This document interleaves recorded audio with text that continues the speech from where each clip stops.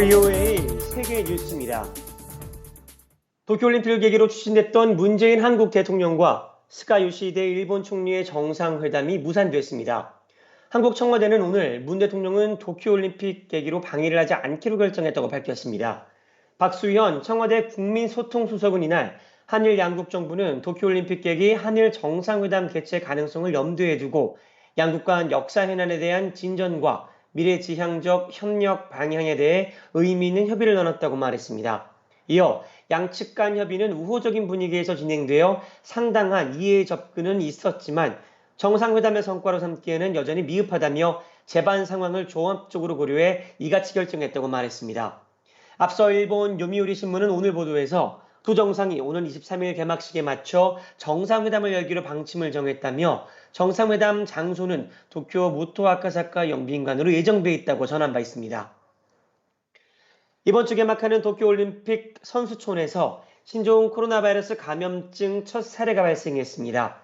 남아프리카 공화국 축구협회는 어제 발표한 자료에서 선수촌에 입촌한 남아프리카 공화국 축구대표팀에서 확진자 3명이 나왔다고 밝혔습니다. 협회에 따르면 남아공 축구대표팀은 지난 14일 도쿄 도착 뒤 받은 선별검사에서 모두 음성 판정이 나와 선수촌에 입촌했고 다음날 영상 분석관과 선수 2명이 양성 판정을 받았습니다. 일본 NHK 방송은 도쿄올림픽 조직위원회를 인용해 이번에 확인된 양성 확진자와 밀접하게 접촉한 인원이 21명이라고 전했습니다. 이들은 대부분 선수들로 조직위는 이들이 경기 시작 전 6시간 전에 PCR 검사 결과 음성이 나오면 경기에 참여할 수 있다고 밝혔습니다. 한편 조직위가 집계 발표하는 코로나 확진 관련 자료에 따르면 올림픽 관련 확진자는 19일 현재 3명이 추가되면서 총 55명으로 늘었습니다. 세계보건기구 WHO가 신종 코로나 바이러스 감염증 기온에 관한 2단계 조사에 중국을 포함해야 한다고 주장하자 중국이 이에 반대한다는 입장을 밝혔습니다. 자오리젠 중국 외교부 대변인은 오늘 정례 브리핑에서 테드로스 아드나옴 게브레예수스 WHO 사무총장이 지난 16일 코로나 기원 2단계 조사 계획에 중국 내 추가 연구와 실험실 검사를 포함해야 한다고 말한 것과 대한 입장에 묻는 말에 이 계획은 중국을 비롯한 많은 국가의 입장과 다르다고 말했습니다. 자오 대변인은 이어 코로나 기원을 밝히기 위한 추가 조사는 회원국들의 주도로 결정해야 한다면서 WHO는 회원국과 충분히 소통하고 협상해 각 측의 의견을 받아들이는 동시에 업무계획 작성 과정을 공개적이고 투명하게 해야 한다고 덧붙였습니다. 또 코로나 바이러스 기원 연구는 과학적인 사안으로 전 세계 과학자들의 협력을 필요로 한다면서 미국을 포함한 일부 국가들이 이 문제를 정치하는 것을 규탄한다고 자오 대변인은 밝혔습니다. 미국 군용기가 타이완 공항에 착륙한 다음 날 중국군이 타이완 인근에서 해안 상륙 훈련에 나섰습니다. 블룸버그 통신은 어제 보도에서 현지 매체를 인용해 이같이 전하며 이날 훈련은 동남부 푸젠성 해변에서 실시됐다고 보도했습니다.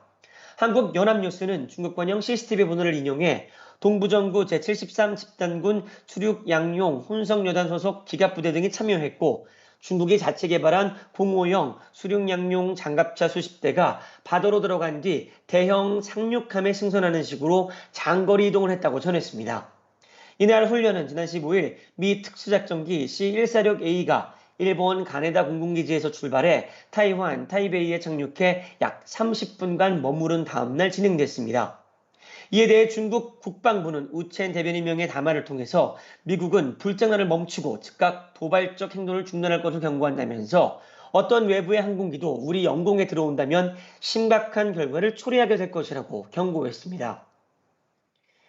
석유 수출국 기구 오펙과 러시아 등 비오펙 주요 산유국들의 협의체인 오펙 플러스가 다음 달부터 증산에 합의했습니다. 이번 합의에 따라 오펙 플러스 회원국들은 다음 달부터 매달 원유 생산을 하루 40만 배럴씩 늘립니다. 오펙 플러스는 지난해 신종 코로나 바이러스 감염증 사태로 세계 경제가 침체에 빠지자 하루 1,000만 배럴씩 석유 생산을 줄였습니다. 이후 지난해 말 세계 경제가 회복기에 들어가면서 감산 규모를 하루 580만 배럴 규모로 줄인 데 이어 이번에 다시 감산 규모를 줄이게 됐습니다. 이날 오펙 플러스의 합의 이후 브렌트유 가격은 19일 2.01달러 내린 배럴당 72.58달러 수준으로 소폭 하락했습니다. 지금까지 세계뉴스였습니다.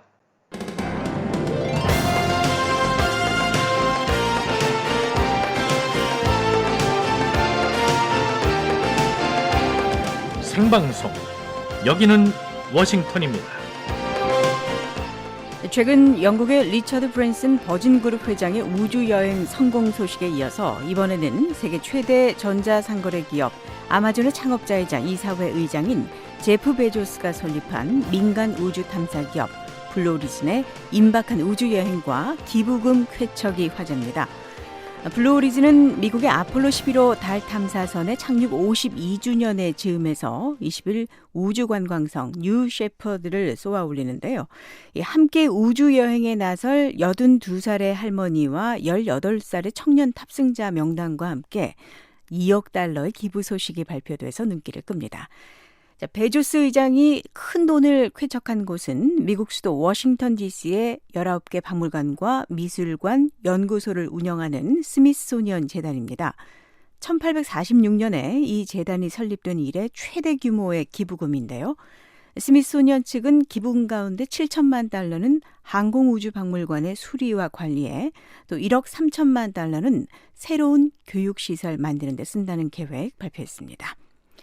베조스 의장은 기부를 알리는 성명을 통해서 이런 이야기했습니다. 모든 어린이는 큰 잠재력을 갖고 태어나고 그 잠재력은 영감으로부터 열린다. 과학과 발명, 우주에 대한 자신의 사랑이 그랬던 것처럼 자신의 선물이 다른 이들에게도 그렇게 쓰이길 바란다고 밝혔습니다. 생방송 여기는 워싱턴입니다. 저는 도정민이고요. 생생하고 정확한 미국 소식, 세계 소식 전해드립니다. 지구촌 오늘 아메리칸 아우에 이어서 시사상식 ABC에서는 지난해 인도와 중국 군인들의 국경 충돌이 있었던 지역이죠. 가르안 계곡에 대해서 알아보고요. 주간 프로그램 구석구석 미국 이야기에서는 서부 로스앤젤레스에 오토바이를 즐겨 타는 여성들을 위한 클럽이 있다는 소식과 함께 병원 가기가 무섭고 또 걱정인 아이들의 마음을 사로잡아버린 병원 로봇 이야기 함께하겠습니다.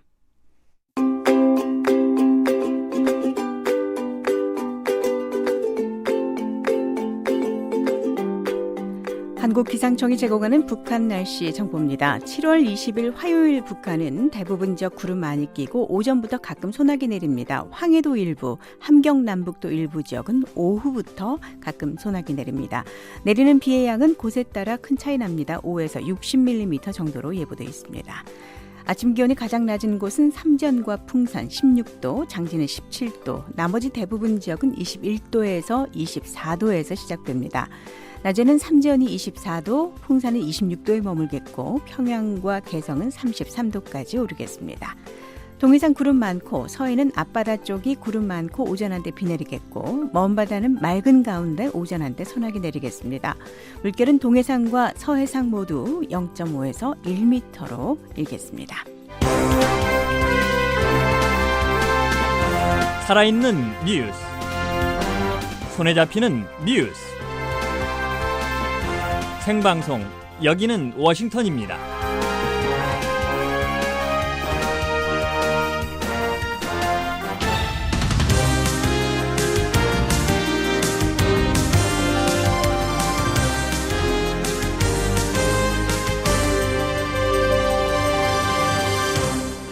세계 여러 나라의 주요 소식 전해드리는 지구촌 오늘 순서입니다. 지금 이 시각 세계는 어떤 일들이 일어나고 있을까요? 김정우 기자와 함께하겠습니다.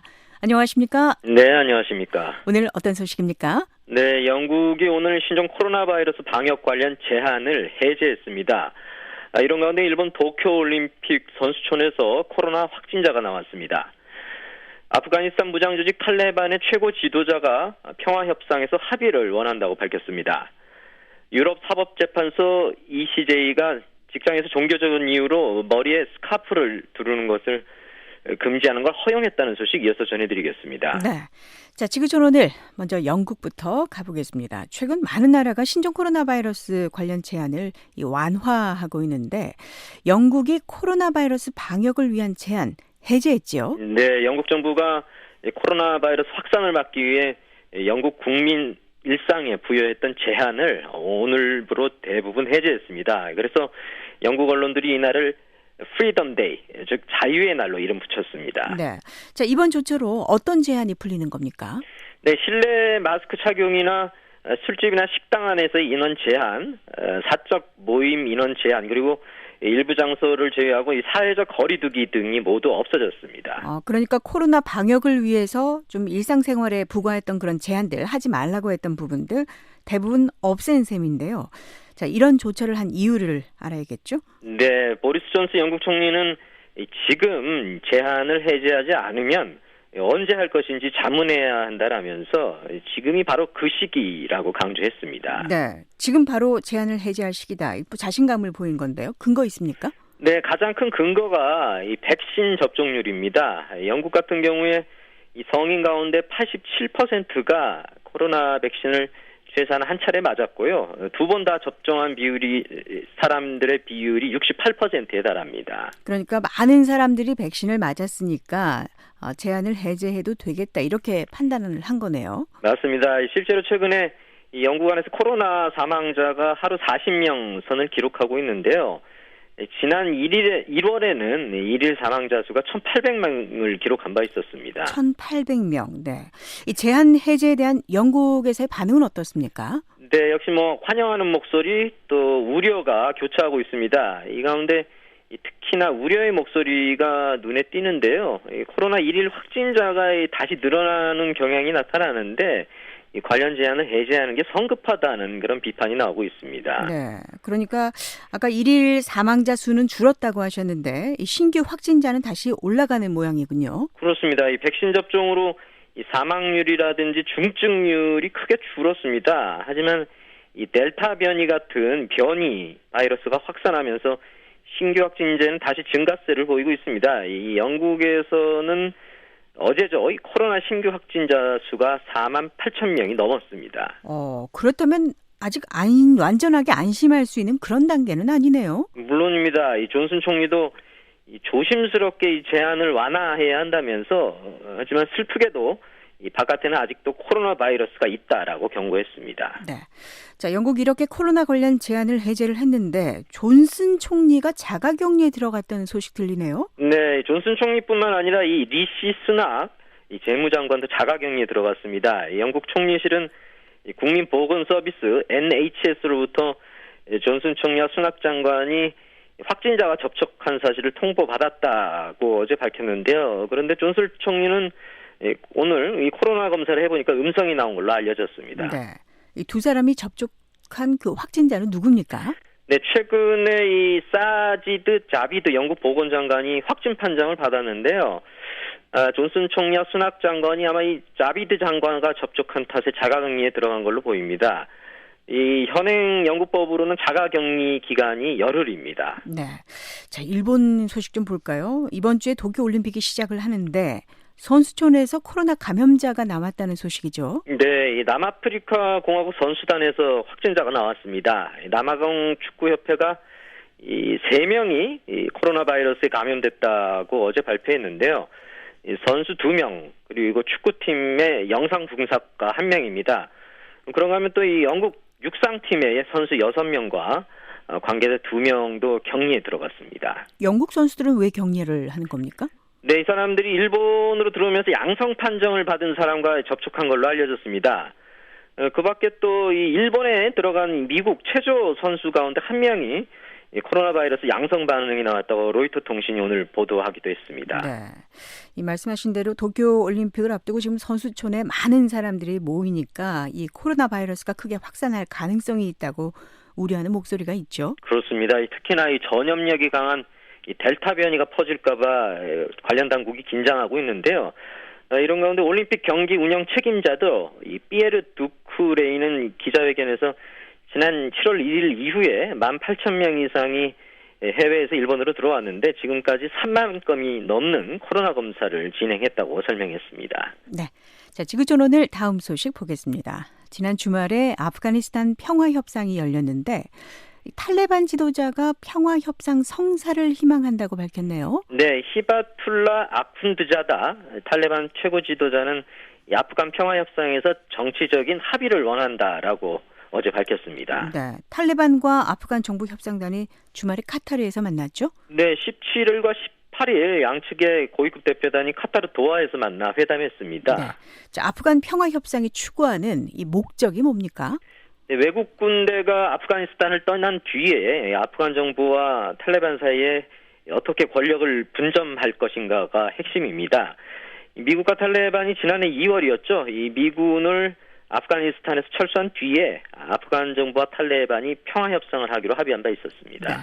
이번 회담의 성과는 있었습니까? 네, AFP 통신이 보도한 걸 보면요. 이 구체적인 성과는 없었답니다. 다만 양측은 앞으로 이 협상을 중단하지 않고 이어가기로 한 것으로 알려졌습니다. 예.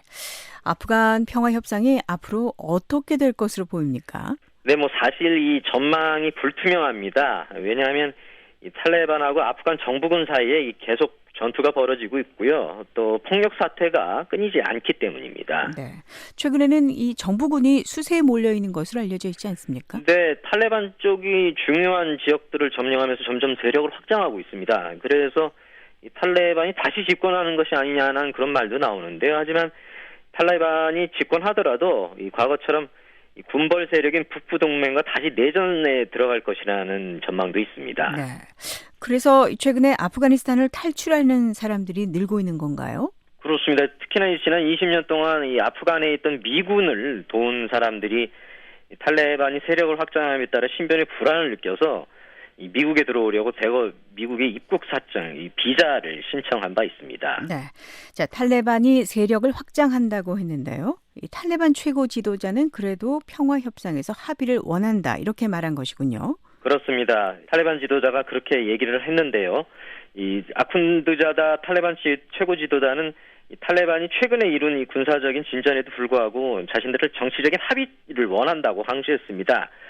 하지만 자신들은 이슬람 체제를 원한다고 밝혔습니다. 이슬람 체제라면 어떤 걸 말하는 겁니까? 네, 이게 뭘 뜻하는지 아쿤드자다가 구체적으로 설명하지는 않았습니다. 다만 아마 이슬람 율법에 근거한 이 국가 체제를 말하는 것 같습니다. 네. 탈레반은 과거에 이 이슬람 율법을 강제하는 체제를 운영한 바 있지 않습니까? 네, 과거에 이 여성 교육을 금지하는 등 이 이슬람 율법에 근거한 통치 체제를 시행했습니다. 그런데 아쿤드자다는 여성 교육에 대해서는 이 이슬람 법률 아래에서 적절한 환경을 만들겠다고 밝혔습니다. 네. 자, 미군이 점령한 뒤에 들어선 이 아프간 정부 여성들에 대한 규제를 대폭 해제하지 않았습니까? 그렇습니다. 여성 교육뿐만 아니고요. 여성들이 밖에 나가서 자유롭게 일하고 또 이 남성 친척 동반 없이 이동하는 것을 허용한 바 있었습니다. 네. 자, 지구촌 오늘 한 가지 소식 더 보겠습니다. 직장에서 종교적인 이유로 머리에 스카프 두르는 것을 금지할 수 있다는 판결이 유럽에서 나왔네요. 네, 유럽연합 최고법원이죠. 유럽사법재판소 ECJ는 종업원들이 종교를 이유로 머리를 가리는 스카프를 착용하는 걸 금지할 수 있다라고 최근 판결했습니다. 네, 머리를 이 스카프로 가리는 종교라면 이슬람교가 있죠? 네, 이슬람권 내 일부 여성들이 교리에 따라서 이 머리를 가리는 이 히잡을 씁니다. 예, 자세히 보죠. 이 유럽 사법재판소가 고용주가 종업원들이 이 히잡 쓰는 걸 금지할 수 있다고 한 건데, 자, 이유가 뭔가요? 네, 고객들이나 이용자들과 관련해 사업체가 이 정치적, 철학적, 종교적으로 중립적인 정책을 추구하려 하는 것이 이를 정당화한다라고 ECJ는 설명했습니다. 네, 다시 한번 짚어보죠. 고용주가 정치, 철학, 종교적으로 중립성을 추구하기 때문에 그러니까 종업원이 내가 무슬림이다 이렇게 나타낼 수 있는 히잡 쓰는 걸 금할 수 있다 이런 얘기인가요? 맞습니다. ECJ 측은 그래서 이 히잡 착용을 금지한 것이 이 직접적인 차별은 아니다라고 설명했습니다. 그러면 이런 원칙은 이슬람 외에도 다른 종교에도 적용이 되는 겁니까? 물론입니다. 가령 종업원이 기독교 신자인 경우에 십자가 같은 걸 달고 다니는 것도 금지할 수 있습니다. 그런가 하면 또 이 특정한 정치적 신념이나 사상을 표현하는 것도 금지 대상입니다. 몇 년 전에 비슷한 판결이 유럽 사법재판소에서 나왔던 것으로 기억을 하네요. 맞습니다. ECJ가 지난 2017년이었죠. 이 종교적인 이유로 일터에서 이 머리에 스카프하는 걸 금지하는 조처를 허용한 바 있었습니다. 그래서 최근에 나온 판결이 이 2017년 판결을 재확인한 겁니다. 이번에 이 관련 소송은 어떻게 시작된 겁니까? 네, 독일에서 이슬람 여성 2명이 직장에서 히잡 쓰는 것을 금지당하자 여기에 불복해서 독일 법원에 소송을 냈는데요. 이 독일 법원이 두 소송을 ECJ에 넘긴 겁니다. 네, 유럽에서 이 이슬람 여성들의 전통 복장을 제한하는 나라들이 있죠. 그렇습니다. 프랑스, 벨기에, 오스트리아, 네덜란드 등 일부 나라가 이 공공장소에서 얼굴 전체를 가리는 건 법으로 금지한 바 있습니다. 이렇게 얼굴 전체를 가리는 이슬람 의상으로는 이 부르카와 니캅이 있는데요. 하지만 이 목과 머리를 가리는 히잡은 착용 금지 대상은 아니었습니다. 네. 자, 이런 규정에 대해서 인권단체들이 반발하지 않습니까? 그렇습니다. 인권단체들은 이런 조처가 일종의 인권 침해라고 주장하고 있습니다. 네. 미국의 경우는 어떻습니까? 관련 규정이 어떻게 됩니까? 예, 미국은 연방법으로 종업원들이 종교적인 신념을 나타내는 복장이라든지 머리를 하는 거는 허용하도록 규정하고 있습니다. 네. 지구촌 오늘 김정우 기자였습니다.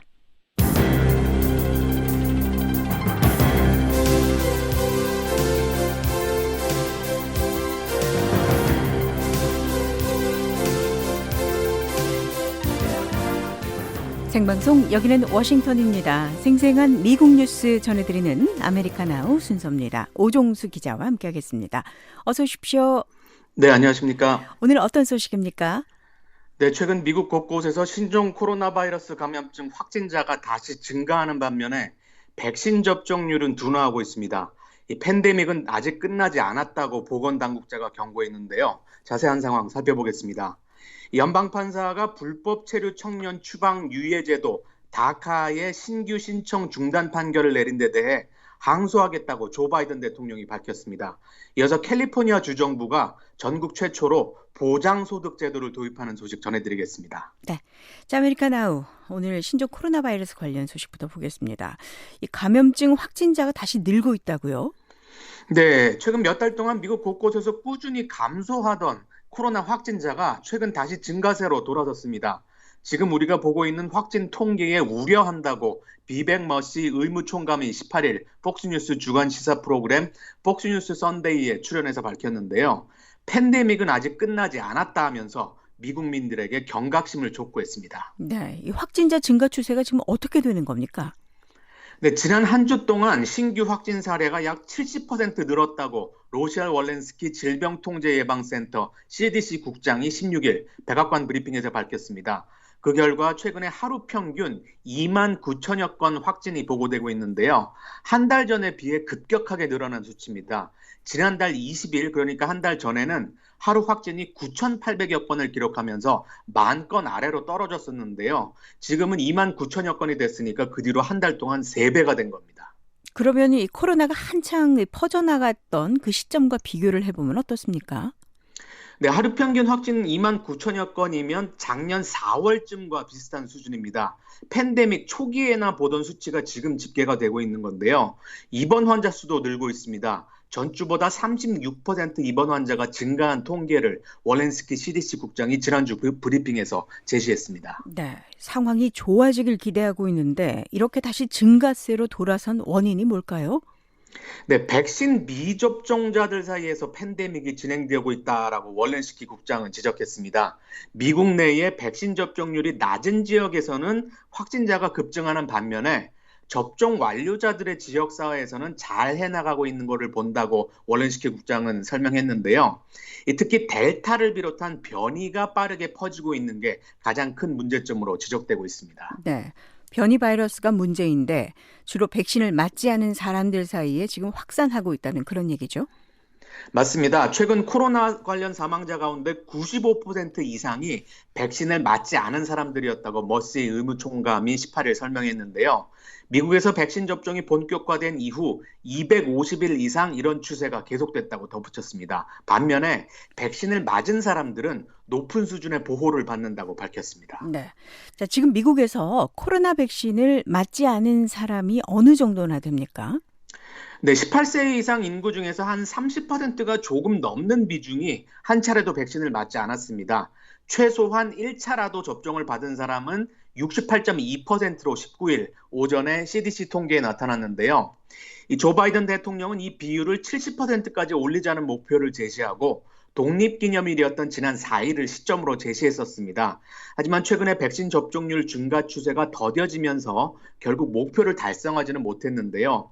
이 접종률을 끌어올리기 위해서 연방정부와 각 지역당국이 백신 복권을 비롯해서 다양한 장려책을 진행하고 있습니다. 네.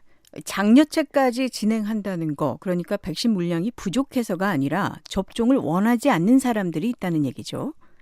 맞습니다. 이 원하지 않는 사람들은 두 가지 이유가 파악되고 있는데요. 첫째, 정치적인 이유입니다. 바이든 행정부에 대한 반감이나 의심 때문에 백신을 맞지 않으려는 경우인데요. 실제로 공화당 지지세가 높은 지역의 백신 접종률이 낮습니다. 이 부분에 대해서 주요 당국자들이 우려하고 있는데요. 백신에 관한 정치적 분열을 반드시 해소해야 한다고 백악관 최고 의학 고문을 맡고 있는 앤서니 파우치 국립 알레르기 전염병 연구소장이 지난 11일 촉구했습니다. 이 바이든 대통령도 한마디 했는데요. 백신을 맞는 것은 당파적인 행동이 아니다라고 지난달 2일 백악관에서 연설했습니다. 네. 코로나 백신을 맞지 않겠다는 이유, 첫 번째는 정치적, 그럼 두 번째는 뭡니까? 네, 두 번째는 백신을 불신하는 사람들의 경우입니다. 이 백신이 효능이 없다고 생각하거나 신체에 이상을 일으킬 수 있다고 보는 사람들이 있는데요. 이 부분에 대해서는 잘못된 정보가 시중에 많이 유통되고 있다고 바이든 대통령을 비롯한 당국자들이 여러 차례 지적을 했습니다. 특히 인터넷 사회 연결망에서 이런 일들이 벌어지면서 사람들을 죽게 만들고 있다고 바이든 대통령이 지난주 말했는데요. 이런 허위 정보가 사람들 사이에 범람하고 있다고 머시 의무총감이 18일 거듭 강조했습니다. 네. 이 잘못된 정보가 주로 온라인상에서 퍼지고 있다는 얘기군요. 맞습니다. 이 인터넷 사회 연결망 운영업체인 페이스북 측은 코로나 사태 관련 허위 정보 1,800만여 건을 삭제했다고 최근 밝혔는데요. 이 정도 조치로는 충분하지가 않다라고 머시 의무총감이 18일 강조했습니다. 온라인 사업자들이 허위 정보 단속에 더 적극적으로 나서야 한다는 말인데요. 대응 수준을 높이도록 업체들에 요구한다고 말했습니다. 네. 이 허위 정보 대응 수준을 어떻게 높이라는 얘기죠? 네, 온라인에 글을 쓸 때 검증 단계를 두는 방법이 있다고 머시 의무총감은 말했습니다. 같은 날 ABC 주간 시사 프로그램 디스 위크 인터뷰에서 밝힌 내용인데요. 그러니까 예를 들어서 백신의 효율성에 관한 글을 쓸 때 게시 이전에 정보 출처를 확인하는 절차를 거치게 해야 한다고 강조했습니다. 네. 자, 인터넷 사회 연결망 업체들의 입장은 어떻습니까? 반발이 나왔습니다. 마치 이 문제가 업체들의 잘못인 것처럼 손가락질하는 행위를 멈추라고 페이스북 측이 촉구했는데요. 미국 내 페이스북 사용자 가운데 백신을 받아들이는 비율이 증가했다고 가일 로즌 페이스북 부사장이 최근 관련 게시글을 통해 밝혔습니다. 이 페이스북 미국 내 사용자의 85%가 백신을 맞았거나 맞을 의향이 있다고 자체 조사 자료를 제시했는데요. 따라서 정부의 백신 접종 목표를 달성하지 못한 이유가 페이스북은 아니다라고 강조했습니다. 네. 자, 아메리카나우 다음 소식입니다. 이 불법 체류 청년 추방 유예 제도, 이 다카 신규 신청 중단 판결에 대해서 정부가 불복 입장을 밝혔다고요. 네, 조 바이든 대통령이 17일 성명을 통해 이 다카를 위법으로 판단한 전날 연방법원 판결에 실망스럽다고 밝혔습니다. 현행 다카 수혜자들에게 영향은 없겠지만 신규 신청을 희망하는 수십만 젊은이들을 불확실한 미래로 내던진 판결이라고 비판했는데요. 앞으로 법무부가 이 다카를 보존하고 강화하기 위해 이번 판결에 항소하겠다고 바이든 대통령은 말했습니다. 이 다카는 진보와 보수 진영의 찬반 의견이 팽팽히 대립해온 사안인데요. 앞으로 이 사건이 어떻게 진행될지 주목되고 있습니다. 네. 자, 우선 다카라는 게 어떤 제도인지 좀 살펴보겠습니다. 네, 불법 체류 청년 추방 유예 제도, 이 제목 말 그대로 불법 체류 청년들을 구제해주는 제도입니다. 본인 의사와 상관없이 어릴 때 부모를 따라서 미국에 와서 이 불체가 상태가 된 사람들이 많은데요. 이민법에 따라서 추방 대상이 됐지만 이 제도를 통해 유예해 주는 겁니다. 지난 버락 오바마 행정부에서 처음 이 제도를 시행했는데요. 도널드 트럼프 행정부 출범 직후에 이 다카의 폐지를 시도하고 신규 신청 접수를 중단시켰습니다. 하지만 여기에 반발해서 소송이 이어졌는데요. 작년 6월에 연방대법원은 행정부의 폐지 절차가 요건을 갖추지 못했다면서 다카를 유지할 것을 결정했습니다. 이후에 신규 신청 접수가 재개됐는데요. 하지만 대법원이 이 다카 프로그램 자체의 정당성은 판단하지 않았다라고 밝혀서 법정 다툼 여지가 남아 있었던 겁니다. 네. 자, 이번에 나온 판결 내용을 자세하게 좀 봐주시죠. 네, 행정부가 근거 없이 다카를 시행하는 것은 불법이다라고 16일 앤드루 해넌 텍사스주 소재 연방지방법원 판사가 밝혔습니다. 이 정당한 허가 없이 미국에 들어온 사람들의 추방을 대규모로 유예할 권한을 의회가 행정부에 부여하지 않았다 이렇게 설명했는데요. 그래서 기존 수혜자들의 혜택은 유지하겠지만 신규 신청은 중단하라고 결정했습니다. 지금 이 다카 수혜자가 어느 정도나 됩니까? 네, 한 63만 6천여 명으로 지난해 말 이민 서비스국이 집계했습니다. 그중에서 16세부터 20세까지가 약 10만 명 정도 되고요. 21세부터 30세까지가 약 4만 명 정도 됩니다. 그리고 31세부터 38세까지도 있는데요. 한 10만 명이 조금 넘는 걸로 별도 통계에 나타났습니다. 이민사회에서는 이 사람들을 꿈꾸는 사람이라고 해서 드리머라고 부르고 있습니다. 예. 자, 외국에서 어릴 때 들어와서 불법 체류 상태가 된 청년들인데 주로 나라별로 어떤 그 통계도 나와 있습니까? 네, 이 멕시코 출신들이 가장 많습니다. 약 51만 3천 명으로 작년에 이민국 통계에 나타났는데요. 전체 63만 6천여 명 중에 멕시코가 51만 명이 넘으니까 대다수를 차지하는 겁니다. 그 다음은 엘살바도르가 약 2만 5천 명으로 2위고요. 과테말라가 1만 7천 명가량으로 3위인데요. 이어서 온두라스와 페루, 아르헨티나 등이 뒤를 이었습니다. 그러니까 10위권에서 한 나라만 빼고 모두 중남미 국가가 차지했습니다. 중남미가 아닌데 10위권에 포함된 그 한 나라는 어디입니까? 네, 바로 한국입니다. 한국이 6위를 차지했는데요. 약 6천 명의 한인 청년들이 다카 수혜자로 집계됐습니다. 이 밖에 아시아권 국가인 필리핀이 11위에 올랐고요. 인도가 13위를 기록했습니다. 네. 자, 이 제도를 계속 유지하도록 정부가 항소 입장을 밝혔는데 이 사건 처리가 어떻게 될까요? 네, 다시 이 문제가 연방 대법원까지 갈 거라고 주요 언론이 전망하고 있습니다. 그러면 다카가 존속될지 여부가 다시 판가름 날 텐데요. 지난해 6월과는 좀 분위기가 다르다고 전하고 있습니다. 현재 대법원은 보수 성향 대법관 6명 대 진보 성향 3명으로 보수가 절대 우위를 차지한 구도입니다. 이 보수 대법관 가운데 3명은 이미 다카 프로그램이 적법하지 않다는 견해를 밝혔다고 월스트리트 저널이 지적했는데요. 그래서 이번에 대법원에 가면 지난해와는 다른 환경에 직면할 거라고 보도가 됐습니다. 네. 자, 아메리카나우 한 가지 소식 더 보겠습니다. 캘리포니아입니다. 캘리포니아에서 보장소득 제도를 도입한다는데 어떤 겁니까? 네, 캘리포니아 주정부가 진행하는 보장소득 계획 근거 법안이 지난 15일 주의회에서 채택됐습니다. 찬성 64표 대 반대 0표로 하원을 통과했는데요. 상원에서도 찬성 36표 대 반대 0표로 가결됐습니다. 이 민주당이 다수를 차지한 주의회와 민주당 소속 게빈 뉴섬 주지사 측이 협력한 결과인데요. 주정부 차원에서 주민들의 일정 소득을 보장하는 첫 번째 사례라서 관심을 끌고 있습니다. 네. 주정부가 소득을 보장하는 거라면 그러면 정기적으로 이 대상자들에게 돈을 지급하는 겁니까? 맞습니다. 이 사용처에 제한을 두지 않는 돈을 원하는 곳에 아무데나 쓸 수 있도록 지급하는 건데요. 식료품이나 주거비용 등으로 용도를 한정해 있는 여타 복지 정부 지원 사업들과는 확연하게 성격이 다르다고 로스앤젤레스 타임스가 설명했습니다. 주의회 측은 기념비적인 움직임이라고 이번 조치를 평가했는데요. 지난 몇 년에 걸쳐 지역사회가 요구해왔던 정책인데 비로소 의회가 뜻을 모아 결실을 보게 됐다고 알렉산더 김 캘리포니아주 하원 커뮤니티 국장이 16일 VOA에 밝혔습니다. 그러면 캘리포니아의 주민이면 누구나 이렇게 일정한 소득을 보장받는 겁니까? 그렇지는 않습니다. 이번 조치에는 대상이 한정돼 있는데요. 크게 두 집단입니다. 하나는 저소득 임산부들이고요. 다른 한쪽은 위탁 양육 가정의 보호를 받다가 나이가 차서 독립하게 된 청년들입니다. 그러니까 사회적 약자들한테 이 돈을 주는 정책을 시행하는 건데요. 취약계층의 자립을 도와서 주 전체 사회의 안정을 돕는 효과를 볼 걸로 기대한다고 김 국장은 설명했습니다. 네. 그러면 보장소득 제도의 그 대상이 된 사람은 어느 정도나 되고 또 얼마씩 돈을 받게 되는 겁니까? 네, 지급액이 구체적으로 얼마가 될지는 관계법규에 명시하지 않았습니다. 앞으로 주정부가 각 지역 당국에 관련 예산을 배정하면 곳곳마다 형편에 맞춰서 액수를 결정하도록 했는데요. 1인당 한 월 최저 $500에서 최고 $1,000 선이 될 걸로 알려졌습니다. 이 대상자의 구체적인 인원은 앞으로 주 사회복지부가 결정하도록 했습니다. 그러니까 취약계층을 돕는 복지 정책의 일환으로 보면 되겠네요.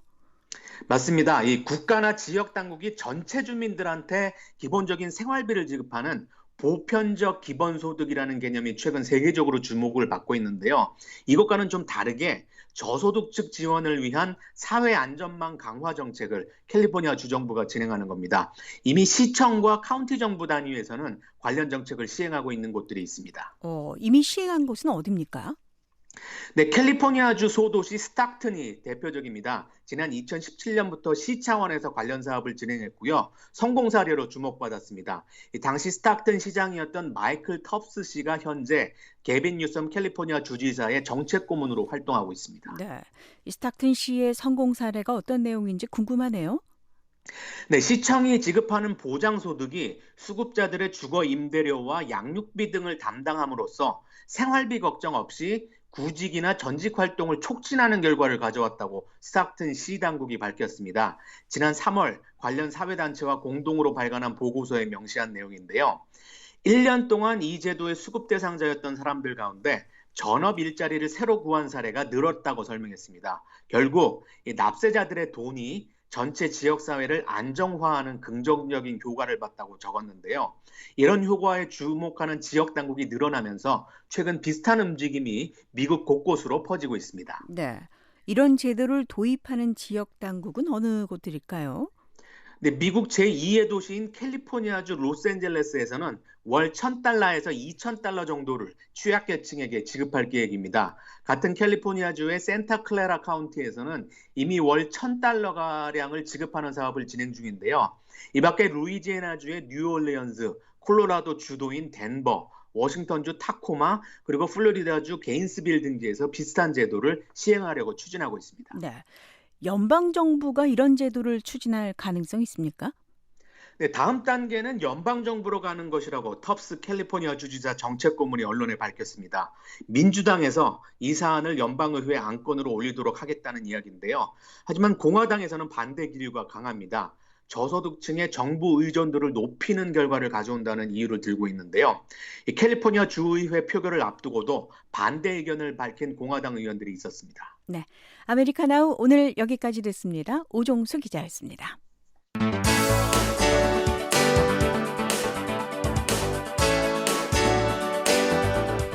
지난해 인도와 중국 군인들이 국경 지역 가르완 계곡에서 충돌했습니다. 이 충돌로 양측에서 사상자가 많이 났는데 이 사건을 계기로 가르완 계곡이 다시 주목을 받았습니다.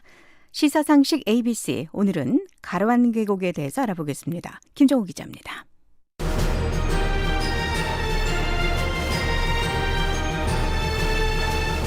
지난 2020년 6월 인도군과 중국군이 충돌한 가르완 계곡은 인도령 카슈미르 북동쪽 라다크와 중국 티베트 자치구 남서쪽 악사이친 고원이 맞닿는 곳에 있습니다. Chinese and Indian artillery and tanks have rolled back and soldiers have retreated from the banks of the strategic Pangong Lake. 이곳 국경지대에는 판공 호수가 있습니다. 그 호수에서부터 중국이 시료 지배하고 있는 악사이친 고원을 연결하는 통로에 있는 아주 가파르고 좁은 협곡이 바로 가르완 계곡입니다. 인도와 중국은 가르완 계곡을 서로 자국 영토라고 주장합니다. 가르완 계곡은 해발고도 약 4,200m에 있습니다. 거기에 암석과 바위로만 이뤄진 황량한 지형과 영하 20도에 이르는 혹독하게 추운 기후, 그리고 산소 부족으로 이곳은 사람이 살기 힘든 곳입니다. 이렇게 사람이 살기는 어렵지만 이곳은 중국과 인도 양측의 중요한 곳입니다. 가르완 계곡을 차지하면 건너편 상대 영토를 쉽게 관찰할 수 있는 지리적인 이점을 얻을 수 있습니다. 또 근처에 인도와 중국이 건설한 전략도로가 있어 가르완 계곡은 전략적으로 매우 중요합니다. Brutally, peace-loving India has been awakened to the facts of communist aggression.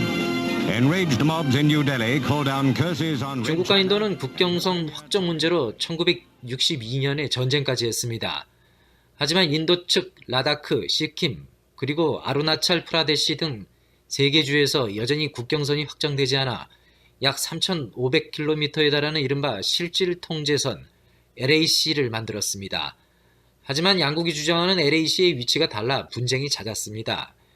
인도 측은 특히 악사이친의 영유권을 주장하고 아루나찰 프라데시는 중국 측에서 남티벳으로 간주합니다. Talks have started on stepping back from 3 other friction points along the border in Ladakh. 중국과 인도는 지난 1996년과 2005년 합의에 따라 LAC 2km 내에 화기나 폭발물을 반입하지 않도록 했습니다. 이는 두 나라 군인들 사이의 우발적인 교전을 막기 위한 조처였습니다.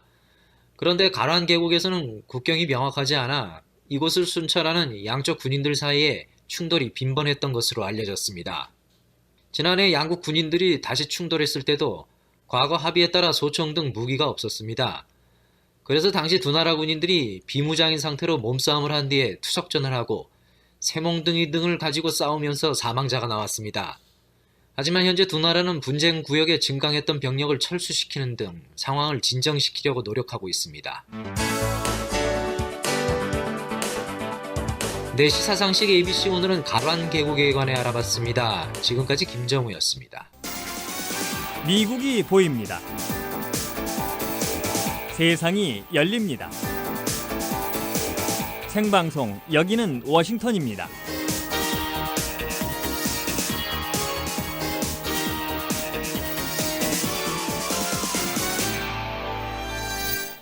생방송 여기는 워싱턴입니다. 함께하고 계십니다. 계속해서 구석구석 미국 이야기 이어집니다. 구석구석 미국 이야기.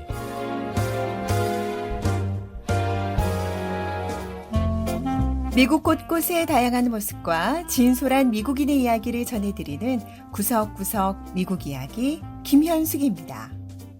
미국에선 가끔 도로 위를 달리는 모터사이클을 볼 수 있습니다. 모터사이클은 바퀴가 2개 달린 이륜 자동차의 일종으로 한국에선 흔히 오토바이라고도 하는데요. 가죽 옷을 입고 헬멧을 쓴 채 굉음을 내며 달리는 모터사이클 운전자들을 보면 대부분 남성이죠. 자, 그런데 미서부의 대도시 로스앤젤레스에서는 모터사이클을 즐기는 여성 클럽이 있다고 합니다.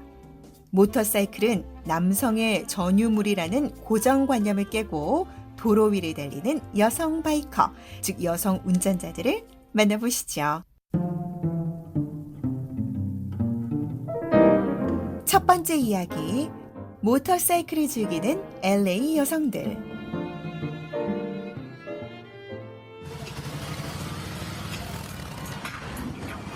리디아 레이에스 씨가 집 차고에서 자신의 모터사이클을 점검하고 있습니다. 리디아 씨는 15년 전 우수한 성적으로 모터사이클 운전 강습을 수료했는데요. 이 도로에서 모터사이클을 탈 때마다 자유를 느낀다고 했습니다.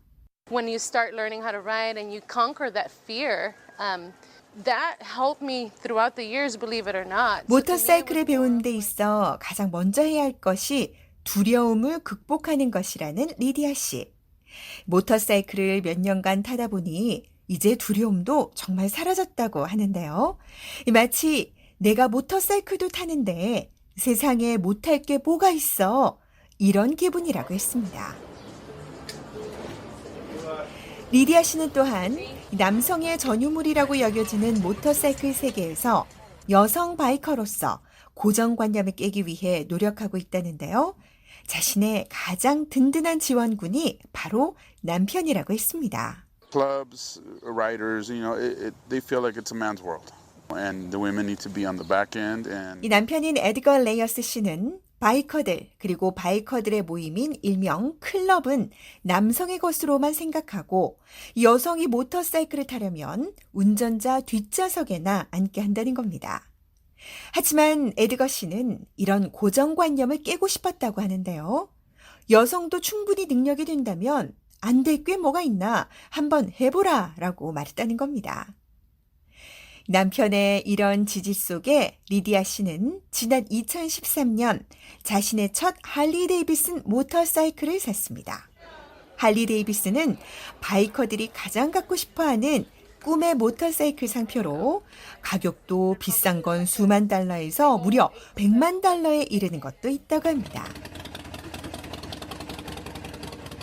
리디아 씨는 출산 후 할리 데이비슨을 사서 직접 자신이 원하는 대로 손을 봤다고 하는데요. 앞으로 이 정식 모터사이클 정비사가 될 생각을 하고 있다고 합니다. 자, 이렇게 모터사이클에 대한 열정이 넘치는 리디아 씨는 여성 바이커들을 위한 비영리 단체 바이커 칙스라는 클럽을 창단했는데요. 고정관념에서 탈피해 속도를 즐기는 여성들의 모임으로 클럽을 통해 서로를 격려하는 한편 열정을 공유하고 있다고 했습니다. You have a machine that you're in total control of.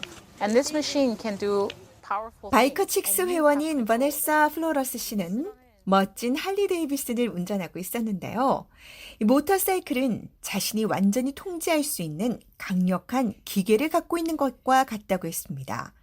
운전석에 앉아 속도를 조절할 수도 있고 길을 따라 달릴 수 있다며 이 모터사이클을 타면 크나큰 자유를 느낀다고 했습니다. I don't worry about anything. I don't worry about the house. I don't worry about the kids. I don't worry about having to cook. 또 다른 바이커인 수지 로모 씨는 모터사이클에만 오르면 모든 근심 걱정이 사라진다고 했는데요.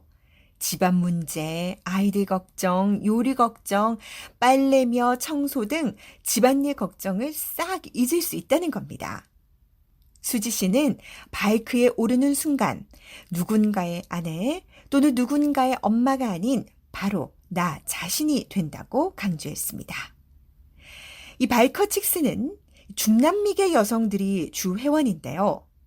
미국 사회에서도 소수계이고 모터사이클 세계에서도 소수계이지만 이런 장벽을 깬 이들이 바로 여성 바이커들이라고 했습니다. I just feel very proud of myself to be a Chicana and be able to say that I'm... 메이라 마티네즈 씨는 자신이 바이커 칙스 회원이고 또 자신은 독립적인 여성이라고 말할 수 있음이 너무나 자랑스럽다고 했는데요. 과거엔 가난 속에 살았지만 지금은 사업체를 운영하고 있고 또 이렇게 자신이 원하는 것을 하며 살아가고 있다고 행복해했습니다. 자, 이처럼 바이커는 남성들의 것이라는 고정관념을 깬 바이커 칙스 회원들은 개성 넘치는 모터사이클에 올라 LA 거리를 활보하고 있습니다.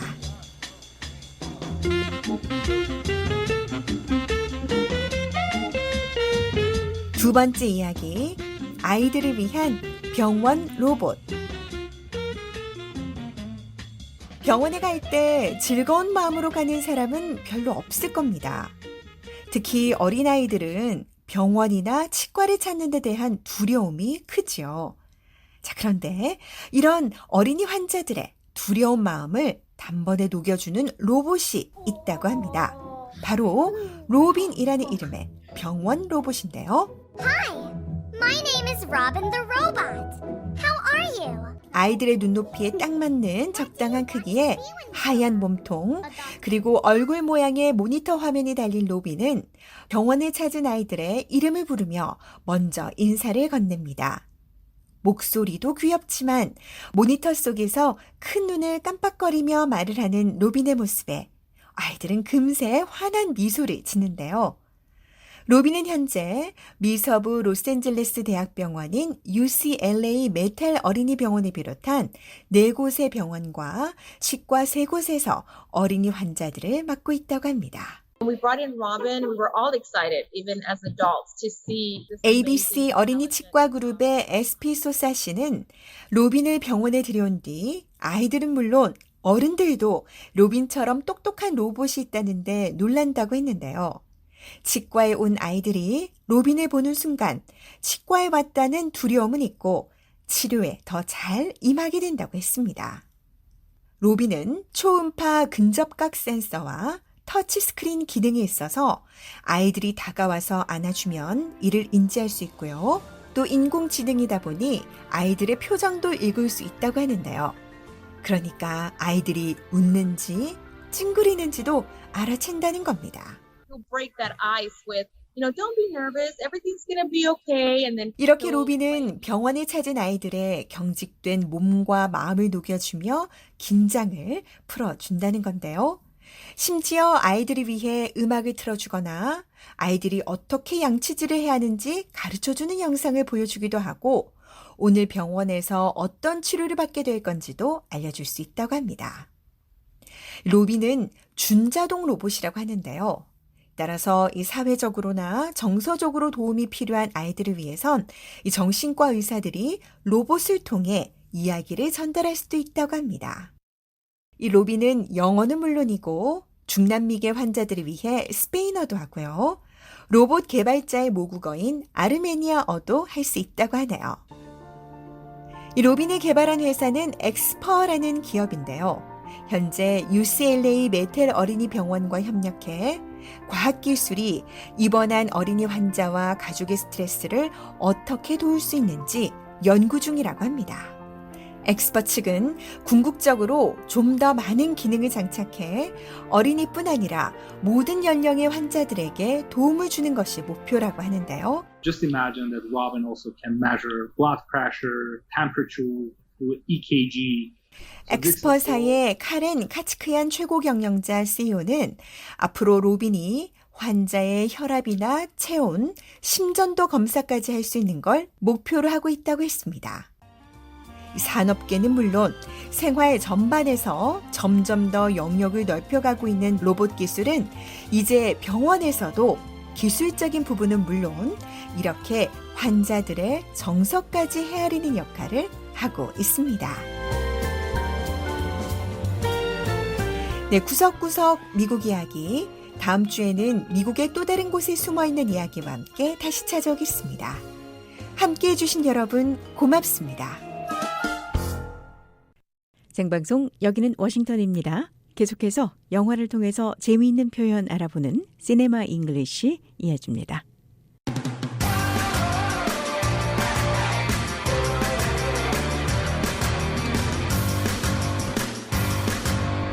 What's up, guys? 영화를 통해 원어민들이 쓰는 표현 재밌게 배워보는 VOA Cinema English 코너에 오신 것을 환영합니다.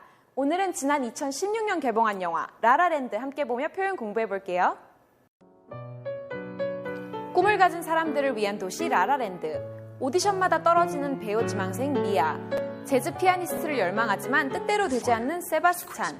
운명처럼 계속 마주치다 연인이 된 그들은 서로의 꿈을 응원해주며 열심히 살아갑니다. 오늘 배울 표현 Write your own rules 먼저 들어보겠습니다. You could just write your own rules, you know, write something that's as interesting as you are. What are you going to do? I have my own club. Write your own rules. 너의 룰, 규칙을 내가 직접 써봐. 즉, 이 말은 내가 하고 싶은 대로 해봐 라는 뜻이 됩니다. Write your own rules. Do things the way you want to do them. 내 뜻대로 해봐. I'm going to write my own rules. 나는 내 뜻대로 해볼 거야. I'm going to do it my way. 꿈을 이루기 위해 노력하는 미아와 세바스찬. 아직 두 사람의 꿈은 미완성이지만 서로에 대한 사랑과 희망, 꿈에 대한 열정을 갖고 둘만의 무대를 만들어갑니다. Write your own rules. 오늘의 표현 한 번 더 들어보겠습니다. You could just write your own rules, you know, write something that's as interesting as you are. What are you going to do? I have my own club. 오늘은 Write your own rules. 너가 하고 싶은 대로 해봐 라는 표현 함께 배웠습니다. Thank you guys for joining me on Cinema English. 영화를 통해 재밌는 표현 배워보는 VOA의 Cinema English. 다음 시간에 다시 찾아뵙도록 하겠습니다. See you guys next time. Bye. 생방송 여기는 워싱턴입니다. 오늘 준비한 소식 여기까지입니다. 세계 뉴스와 뉴스투데이 3부 이어집니다. 진행의 도성민이었습니다. 함께해 주신 여러분 고맙습니다.